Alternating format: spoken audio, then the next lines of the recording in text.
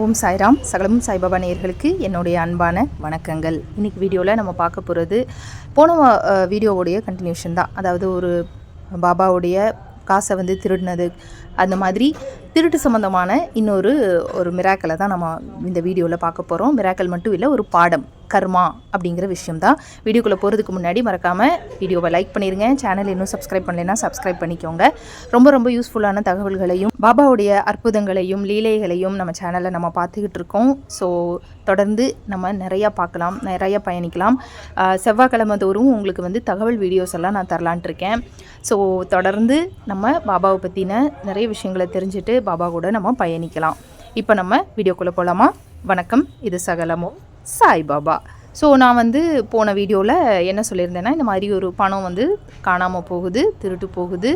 அவங்களும் பாபா பக்தர் தான், பட் எனக்கு பாபா எந்த மாதிரி காட்டி கொடுக்க ஹெல்ப் பண்ணாருன்னு அந்த வீடியோவில் நிறைய பேர் கமெண்ட் பண்ணியிருந்தீங்க. நிறைய பேர் உங்களோட ஃபீலிங்ஸை ஷேர் பண்ணியிருந்தீங்க. அண்ட் ரொம்ப முக்கியமாக நிறைய இந்த மாதிரி அவேர்னஸ் வீடியோவையும் கொடுங்கன்னு சொல்லி கேட்டிருந்தீங்க. ஏன் நம்ம அவேர்னஸ் வீடியோ கொடுக்கணும் அப்படின்னா, ஒரு சிலருக்கு ஆச்சரியமாக இருந்தது, ஏன்னா பாபாவுடைய பக்தர்கள் இப்படி கூட பண்ணுவாங்களா, பாபாவை கும்பிட்டு இப்படி கூட பண்ணுவாங்களா அப்படின்னு எதுவுமே தெரியாமல் சில வெள்ளந்தியான பக்தர்களும் நிறைய பேர் இருக்காங்க. அவங்கள மாதிரி ஆட்களுக்காகவே இப்போ தொடர்ந்து நான் அவேர்னஸ் வீடியோவாக உங்களுக்கு கொடுக்க போகிறேன். ஏன் அப்படின்னா, நம்ம இந்த விஷயங்களை தெரிஞ்சுக்கணும். பாபா பேரை சொல்லி கண்டிப்பாக இந்த காலத்துலேயும் ஏமாத்துறவங்க இருக்காங்க, அவர் பேரை சொல்லி சம்பாதிக்கிறவங்க இருக்காங்க. ஸோ அந்த மாதிரி ஆட்கள்கிட்டேருந்து நம்ம என்றைக்குமே ஜாக்கிரதையாக இருக்கணும். ஸோ மிராக்கல் மட்டும் பார்த்தா போதாது, கண்டிப்பாக நம்ம அவேர்னஸ் எப்படி நம்ம இருக்கணும் அப்படிங்கிறதையும் பார்க்கணும். அதுக்கான சம்பவங்களையும் நம்ம தெரிஞ்சுக்கிட்டோம் அப்படின்னா தான் நமக்கு ஒரு தெளிவு கிடைக்கும் அப்படிங்கிறது என்னுடைய நம்பிக்கை. சரி, இப்போ இன்றைக்கி வீடியோவில் நம்ம என்ன பார்க்க போகிறோம் அப்படின்னா, கர்ம வினை, அதாவது திருட்டு சம்பந்தமான ஒரு மிராக்கல் தான். அந்த மிராக்கல் கர்மாவை தொட்டு வரும். அந்த மாதிரி ஒரு ஸ்டோரி அவங்க கூட நான் ஷேர் பண்ணிக்க போகிறேன். இது ஒரு உண்மை சம்பவம். 1952 அப்படிங்கிற ஒரு வருஷத்தில் ஒரு ரொம்ப ஏழை மனிதர், ஒரு ஏழை குடும்பத்தை சேர்ந்த ஒருத்தர் பாபாவுடைய பக்தராக இருக்கார். அவருக்கு வீட்டில் எதுவுமே இல்லை, சாப்பிட எதுவுமே இல்லை. அவர் ஒரு தையல்காரராக இருக்கார். ஸோ இந்த கிழிஞ்ச துணிகளை தைச்சு அந்த வருமானத்தில் சாப்பாடு சாப்பிட்ற ஒரு வயதானவர். அவர் வீட்டில் தன் மனைவி, இவ்வளோதான், ஒரு சின்ன குடும்பம்னு வச்சுக்கோங்களேன், அப்படி இருக்கார். ரொம்ப கஷ்டப்படுற ஒரு குடும்பம். ஆனால் பாபாவை கும்பிட்டுருப்பார். ஒரு நாள் அவங்க வீட்டுக்குள்ளே திருடன் பூந்துடுறான். அப்புறம் வீட்டில் திருடுறதுக்குன்னு எதுவுமே இல்லை, தையல் மிஷினை தவிர. ஸோ அந்த மனிதருடைய வாழ்வாதாரத்தையே அந்த திருடன் திருடிட்டு போகிறான், கொஞ்சம் கூட மனசாட்சியே இல்லாமல். அந்த தையல் மிஷினையே தூக்கிட்டு போயிடுறான், திருடிட்டு போயிடுறான். அப்போ நினச்சி பாருங்கள், வாழ்வாதாரமே அந்த ஒரே ஒரு தையல் மிஷின் தான். அதில் கிழிஞ்ச துணிகளை தைச்சு அந்த 1952 என்ன வரும்னு நீங்கள் நினச்சி பாருங்கள். அந்த கிழிஞ்ச துணிகளை தைச்சு சாப்பிட்ற ஒரு மனிதனுக்கு அந்த வாழ்வாதாரமும் இல்லைன்னா பசியாலையும் பட்னியாலையும் வாடி போயிட மாட்டானா? அது சற்றும் யோசிக்காமல் அவன் வீட்டில் திருடுறதுக்கு எதுவுமே இல்லைங்கிற போது அவன் மனசாட்சி இல்லாமல் அதையும் திருடிட்டு போகிறான் ஒரு திருடன். திருடிட்டு போனதுக்கப்புறம் ரொம்ப மனம் வருதி அழுகிறாரு இவர். ஐயோ, தையல் மிஷினை காணுமே, நான் என்ன பண்ணுவேன்னு சொல்லிட்டு அழுகிறாரு. அதே நிமிஷம் பார்த்தீங்கன்னா, அந்த தையல் மிஷினை இந்த திருடனவன் என்ன பண்ணுறான்னா, வீட்டில் கொண்டு போய் வச்சுட்டு அதை வித்தரலாம் அப்படின்னு முடிவு பண்ணுறான். ஆனால் அதுக்குள்ளேயே பார்த்தீங்கன்னா அவனுக்கு அடுத்த நாள் திடீர்னு பார்த்தீங்கன்னா என்ன ஏதுன்னே தெரியாமல், சொல்லவே முடியாத மாதிரி அவனுடைய உடம்பு முழுக்க அவனுக்கு ஒரு ரோகம் வருது. ஒரு குஷ்ட ரோகமாக மாதிரி ஒரு வியாதி, உடம்பு முழுக்க புண்ணாக போகுதுன்னு வச்சுக்கோங்களேன். அது சின்ன லெவலில் வருது. சிறுக அவன் உடம்பு ஃபுல்லாக எப்படி பரவுதுன்னே தெரியல. அவன் கை கால் எல்லாம் பயங்கரமாக பரவுது. அது எப்படி பரவுச்சு, எப்படி இந்த நோய் வந்தது அப்படின்னு அவனுக்கு தெரியலை. பல டாக்டர்களை போய் பார்க்குறான். எல்லா டாக்டர்ஸும் ஒரு சில மருந்துகளை கொடுக்குறாங்க, சாப்பிட கொடுக்குறாங்க, தடவை கொடுக்குறாங்க. பெருசாக எதுவும் இல்லை, சேஞ்சஸ் தெரியல, அவனுக்கு எந்த ஒரு மாற்றமும் தெரியல. கடைசியில் பார்த்தீங்க அப்படின்னா பயங்கரமாக பயந்து அழுது ஒரு டாக்டர்கிட்ட அந்த திருடனை முழுசாக பரிசோதித்த அந்த டாக்டர் அவனை உட்கார வச்சு கொஞ்சம் நேரம் கவுன்சிலிங் மாதிரி பேசுகிறாரு. அவர் ஒரு விஷயத்த சொல்கிறாரு. என்னென்னா, உன் உடம்புல இருக்கிற இந்த ரோகம், இந்த வியாதியை பார்த்தா எந்த ஒரு நோய்க்கான சிம்டம்ஸும் இல்லாமல் வந்திருக்கு. இதுக்கான எந்த ஒரு சிம்டம்ஸும் உடம்புல இருக்கிற மாதிரி தெரியல. இப்படி ஒரு வியாதி எதனால் வந்துச்சு அப்படின்னும் கண்டுபிடிக்க முடியல. இதுக்கு மருந்து எதுவும் இருக்கிற மாதிரியும் தெரியலை அப்படின்னு சொல்லி குழப்புறாரு. அப்போ இவனுக்கு ஒன்றுமே புரியலை, தெளிவாக சொல்லுங்கன்னு கேட்கும்போது டாக்டர் சொல்கிறாரு, உனக்கு உடம்புல வந்திருக்கிற இந்த வியாதி உன் உடம்புல இருக்கிற ஏதோ ஒரு நோயினால் வந்த மாதிரி தெரியல, நீ செஞ்ச ஒரு பெரிய தவறுனால, ஏதோ ஒரு தப்பு நீ பண்ணியிருக்கேன், அந்த தப்புனால பாவத்தினாலையும் தான் உனக்கு இந்த நோய் வந்திருக்கு அப்படின்னு எனக்கு தோணுது அப்படின்னு அந்த டாக்டர் சொல்கிறவும் அவனுக்கு தூக்கி வாரி போடுது. ஏன்னா அந்த இடத்துல பேசுகிறது டாக்டர் இல்லை, பாபா. பாபா தான் டாக்டர் ரூபத்தில் அவங்ககிட்ட உட்காந்து பேசிக்கிட்டு இருக்காரு. அது அந்த திருடனுக்கு தெரியலை. அப்போ அந்த டாக்டர் என்ன சொல்கிறாருன்னா, நீ ஏதோ ஒரு தப்பு பண்ணியிருக்க, என்ன தப்பு பண்ணியிருக்க, என்னன்னு எனக்கு சொல்லு அப்படின்னு சொல்லி கேட்கும்போது வேறு வழி இல்லாமல் அந்த திருடன் ஒத்துக்கிறான். நான் ஒரு ஏழை வீட்டில், ஒரு ஏழையோடைய வீட்டில் ஒரு தையல் மிஷினை ஒரு வாரம் முன்னாடி நான் திருடினேன் அப்படின்னு அவன் வந்து சொல்கிறான். சொல்லவும் அப்போ டாக்டர் சொல்கிறாரு, நீ இந்த தையல் மிஷினை ஒரு ஏழை வீட்டிலேருந்து திருடலாமா? அந்த தையல் மிஷினை எங்கேருந்து எடுத்தையோ அங்கேயே கொண்டு போய் வெய், அதை போய் வச்சாலே உன்னுடைய இந்த வியாதி குணமாயிரும் அப்படின்னு அந்த டாக்டர் சொல்கிறாரு. அவனுக்கு நம்பிக்கையே வரல. ஆனால் அவனுக்கு வேறு வழியும் தெரியல. ஏன்னா ஒரு வாரமாக அவன் பார்க்காத வைத்தியம் இல்லை. அதுக்கப்புறம் அவனால் எங்கேயும் போய் திருடவும் முடியல. அந்தளவுக்கு அவன் கை கால் எல்லாம் புண்ணாயிருச்சு. ஸோ கடைசியாக அவன் திருடினது அந்த தையல் மிஷின் தான். அதனால் இவ்வளோ பார்த்தும் சரியாகாதனால இந்த டாக்டர் சொன்னது அவனுக்கு ஆள் மனசில் பதியுது. உடனடியாக அவன் கிளம்பி போய் இரவோட இரவாக எங்கேருந்து எடுத்தானோ அந்த இடத்துலையே அந்த தையல் மிஷினை வச்சுட்டு திரும்பவும் வந்துடுறான். ஆச்சரியத்துக்கு ஆச்சரியமாக அது வச்சுட்டு வந்த அடுத்த நாளே அவனுடைய உடம்புல இருந்தே எல்லா ரோகமும் அப்படியே காணாமல் போய் அவன் பழைய மாதிரி ஆனது மட்டும் இல்லாமல் திருந்தி ஒரு மனிதனாக வாழ ஆரம்பித்தான் அப்படிங்கிறது ஒரு உண்மை சம்பவமாக நான் கேள்விப்பட்ட ஒரு விஷயம். அப்போ அந்த தையல் மிஷின்காரருக்கு அவருடைய வாழ்வாதாரம் கிடைக்கிது. அவர் ரொம்ப சந்தோஷப்படுறாரு.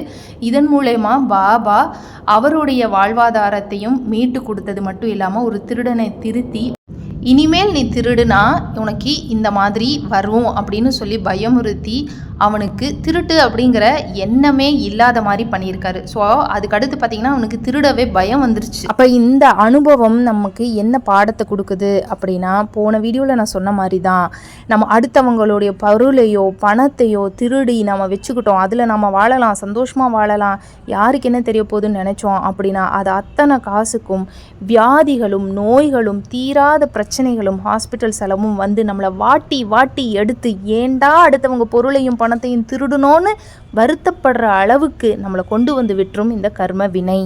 ஏன்னா நம்ம திருடி வச்சுக்கிறது அடுத்தவங்களுடைய காசு கிடையாது, அவங்களுடைய கண்ணீரை தான் நம்ம திருடி வைக்கிறோம். அப்போ அந்த கண்ணீருக்கு நம்ம பதில் சொல்லியே ஆகணும். இப்போ இதுலேருந்து நமக்கு என்ன புரியுது அப்படின்னா, கர்ம வினை அப்படிங்கிறது அடுத்த ஜென்மத்தில் இல்லைங்க, இந்த ஜென்மத்தில், இந்த கலியுகத்தில் நம்ம செய்கிற பாவத்துக்கான வினைகளை இந்த பிறவிலேயே நம்ம அறுத்து தான் ஆகணும் அப்படிங்கிறது தான் உண்மை. இப்போ நீங்கள் செய்கிற பாவத்துக்கு என்னெல்லாம் நம்ம அனுபவிக்கணுமோ அதை இந்த பிறவிலேயே நமக்கு கடவுள் கொடுப்பாரு. அதுதான் இந்த கலியுகம்.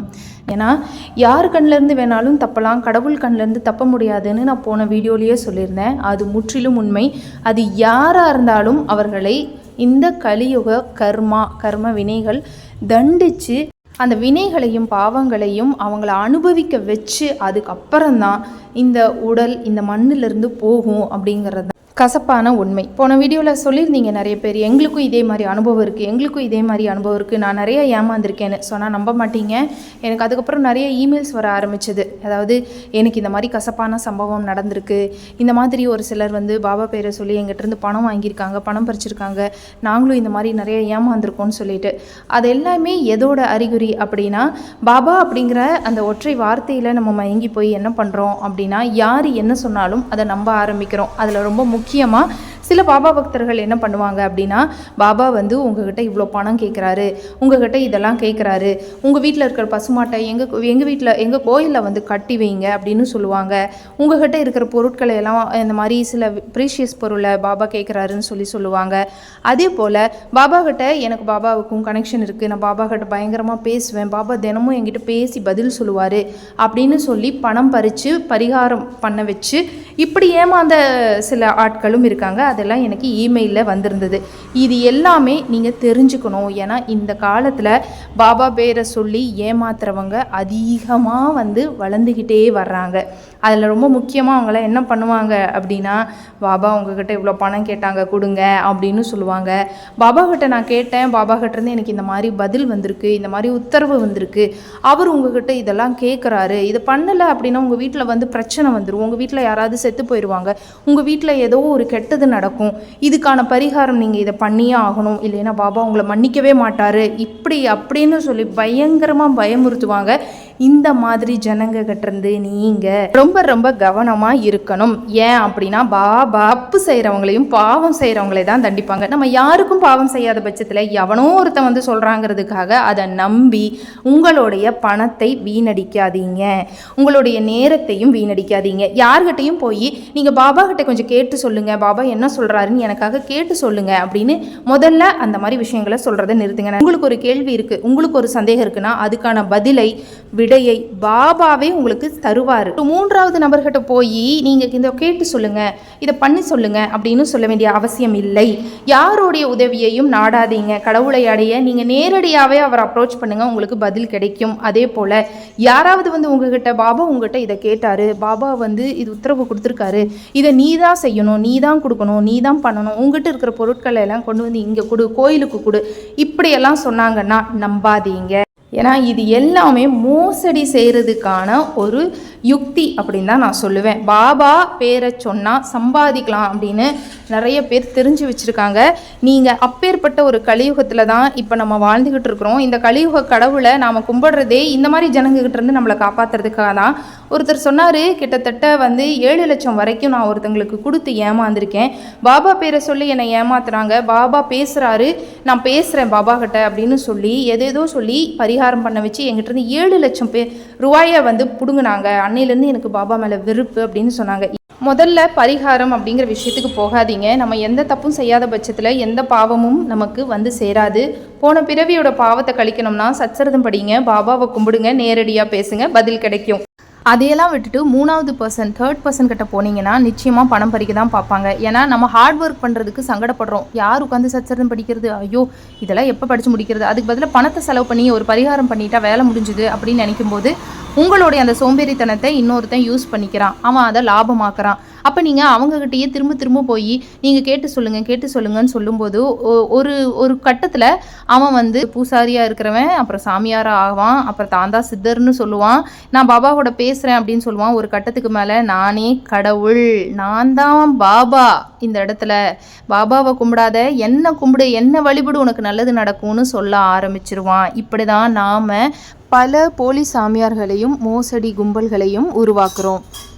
அப்போ தவறு யார்கிட்ட இருக்குது அப்படின்னு பார்த்தீங்கன்னா நம்மகிட்ட தான் இருக்குது, கடவுள் மேலே இல்லை. கடவுளை கோச்சிக்கிறதுல எந்த புண்ணியமும் இல்லை. நமக்கு ஒன்று வேணும்னா கடவுள்கிட்ட போய் மன்றாடி அழுது கண்ணீர் விட்டு முறையிட்டு பாருங்க, அந்த கண்ணீருக்கு நிச்சயம் உங்களுக்கு பதில் கிடைக்கும். இந்த தையல்காரர் எப்படி பாபா கிட்ட என் தையல் மிஷின் காணாமல் போச்சு அப்படின்னு அழுது முறையிட்டாரோ, முறையிட்டதுக்கு பதிலாக பாபா எப்படி உதவி செஞ்சாரோ அது போல தான் நம்மளோட கண்ணீருக்கு பாபா நிச்சயம் பதில் சொல்லுவார். அவர் ஓடி நமக்கு உதவுவார். அவருக்கும் நமக்கும் நடுவில் வேறொருவன் எதற்கு, யாருமே தேவையில்லை. நீங்கள் நேரடியாகவே முறையிடுங்க, நேரடியாக வழிபடுங்க, உங்களுக்கு பதில் நிச்சயம் பாபாவிடமிருந்து கிடைக்கும்.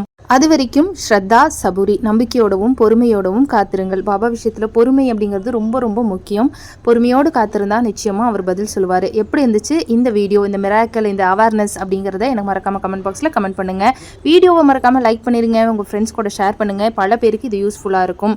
மீண்டும் நம்ம இன்னொரு வீடியோவில் இன்னும் ஒரு அழகான அற்புதத்தோடு சந்திக்கலாம். நன்றி, வணக்கம், ஓம் சாய்ராம்.